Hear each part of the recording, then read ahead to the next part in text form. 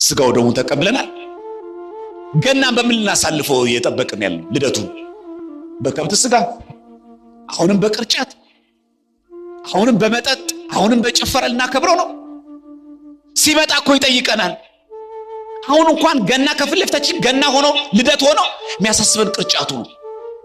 አንዳንድ ሰው ብሎ ይጠይቃል፣ እርድ ስንት ሰዓት ነው ይላል። ስንት ሰዓት ነው ቅዳሴው እኮ አይልም።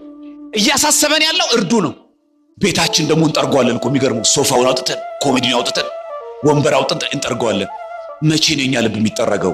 እሺ ምንጣፉ ወጥቶ ታጠበ፣ ልብስም ተወጥቶ ታጠበ፣ እቃውም ጸዳ። የኛ ልብ መቼ ነው የሚጸዳው? የመነቸኩትን በሙሉ በሽቦ ሁሉ አጠብ ነው። የመነቸ ከልባችን መቼ ይጽዳ? ምእመናን ከለእግዚአብሔር እምብየው ያለው ልባችን መቼ ይጽዳ? ዛሬ ወጣትነታችን ረክሷል። ምታውቁት በተክሊል ማግባት ዛሬ ብርቅ እየሆነ ነው። ላጤም ሆነን እየረከስን ነው። አግብተንም እየረከስን ነው። መቼ ነው በቅድስና የምንመላለሰው? ኧረ እባካችሁ የበጉ እረኛ ይመጣል። አስቀድሻለሽ። መቼ ነው ስጋው ደሙ የምትቀበዩ? ጤና ሰጥቼ ነበረ፣ ስራ ሰጠው፣ ትዳር ሰጠው፣ ልጆች ሰጠው። መቼ ነው የምትቆርበው? አንተ ጠብቅ ያለው እኮ ስንት እኮ አደጋ ስንት እኮ ጥፋት ይደርስብህ ነበረ። እውነተኛ ቸር ጠባቂ እኮ ጠብቄ ነበረ። የታለ ፍሬው? እውነተኛው የበጉ ድምፅማ ቅዳሴ ነው፣ እንስማው ምእመናን። እውነተኛው የበጉ ድምፅማ ማህሌት ነው፣ እንስማው። እውነተኛው የበጉ ድምፅ ደግሞ ሰዓታት ነው፣ እንስማው።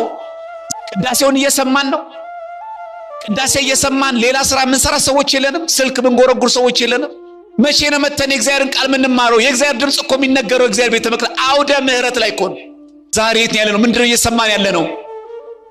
ዓለም ምንድነው የምታሰማን? ጦርነት አይደለም፣ ዘረኝነት አይደለም፣ መታለቅ አይደለም፣ ጦርነት አይደለም። ምሰሙ ዜና ምንድነው? ምን ደስ የሚል ዜና አለ? ይመጣል እኮ በኋላ የነፍሳችን እረኛ እኮ ይመጣል። ተርቤ አብልታችሁኛል፣ ተጠምቼ አጣችሁኛል፣ ታርዤ አልብሳችሁኛል። ስድስቱን ቃላት ወንጌል በቀኝ ለቆሙት ይጠይቃቸዋል። በጎቹ ስንት ዘመን ቤተክርስቲያን ቆይቶ ቲክቶክ ላይ ሰምቼ ዩቲዩብ ላይ ሰምቼ እኔ ግራ ገብቶኝ ብሎ ክር ይመጥሶኳል።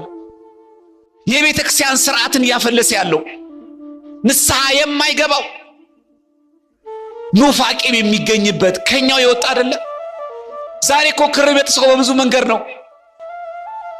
ምን ላርግ ታዲያ? ሀብታም ስለሆነ በላኮሱን ተከትላ ክር ይመጥስኳለች። ክር እኮ ይመጥሰው እኮ አለ። ዛሬ የለም ይሄን የምታውቁት ሲል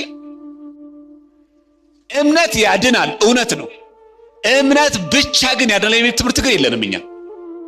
በሐዲስ ኪዳን የፈለገ ብናስተምር በቲክቶክ በሉት በዩቲዩብ በሉት በሶሻል ሚዲያ በየትኛውም ብናመሰጥር ያለ ክህነት የሚፈጸም ድህነት የለም። 4 ነጥብ ነው።